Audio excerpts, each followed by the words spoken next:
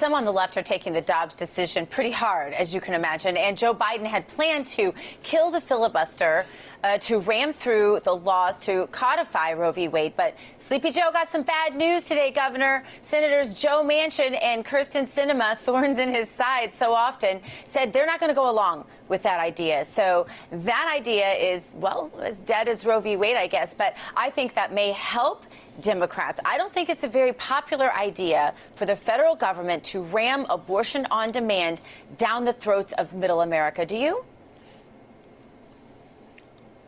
No, Dr. Gina, I think a lot of people never fully understood what the decision of the court was. They did not really argue the merits of abortion. That wasn't their point. Their point was that this was a decision that in 1973 was improperly decided at the Supreme Court level. And what they should have done is said, look, this is an issue that the states have to deal with through their elected representatives. That's really what has happened. And I still think that the media has been in a conspiracy with the far left to try to convince Americans that, number one, abortion was a constitutional right. It never was. Joe Biden made that lie, and it's just not true. And secondly, that this ended abortion. It most certainly didn't. I wish it had of, but it didn't. Abortion will reign free in places like Illinois and New York and California. Fortunately, in my state of Arkansas, it's over. Planned Parenthood is out of business, and not a day too soon. But what we do need to recognize is that this idea the Democrats have, if it don't get your way, well, let's just change the rules.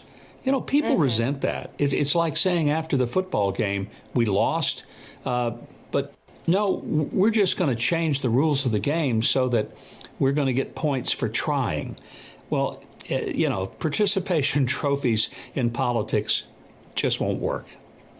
Yeah, you know, you brought up that, you know, abortion will still be available in some of the blue states where they manage to basically mess up everything all the time.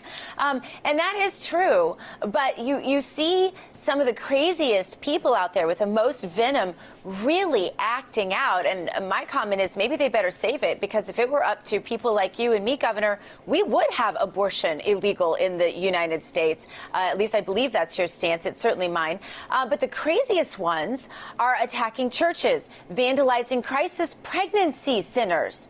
And I guess maybe they think that'll make us rethink our pro-life views, but mainly I think it is compensating for the lack of people in their movement. There really aren't that many people that think you should be able to kill a baby up until and beyond the day it's born. Those radical leftists out there are diminishing, I believe, in numbers as we have these conversations about what is life, what is the Constitution. So I think some of these conversations are very constructive, because we haven't really had these conversations for, you know, decades in some cases. They're certainly not having them in schools. And so the ones who are losing money on this, because I always say follow the money, drill down, you'll find what's motivating people. The ones who are the Planned Parenthoods, like in your state of Arkansas, my home state of Missouri, here in Florida, that are having to go out of business, right? They are the ones who are getting louder and more violent in despair for the pretty cushy situation they had, really. The first order of funding, really, for the Democrat Party was the abortion industry, which is a multi-billion-dollar industry. So am I onto something here, Governor, or am I off base? What can you correct about what I just said and the psychology of the electorate today? Well, I think it's all correct. And the most important thing that you emphasized was that this is an industry. Abortion was never offered because there were people who were really compassionate about women, and all these euphemisms about reproductive health.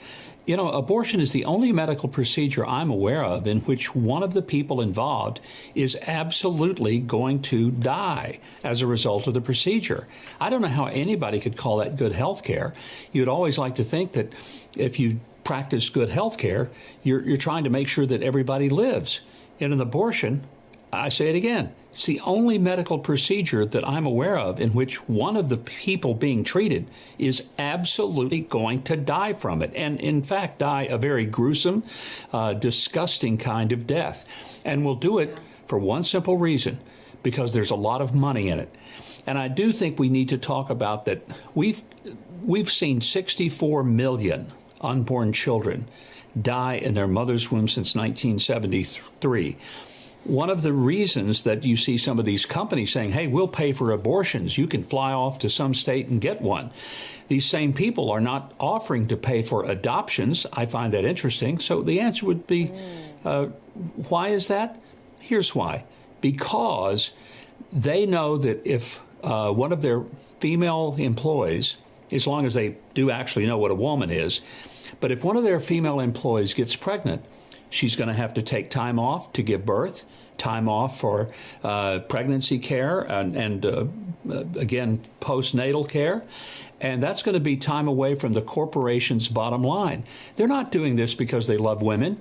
They're doing this because they don't want to have to pay for some of the affiliated costs that come from maternity leave. I wish women would wake up and see, we're being exploited. We're being used. They're not doing this because they like us. They're doing it because they're using us and treating us like a commodity rather than a caring human being.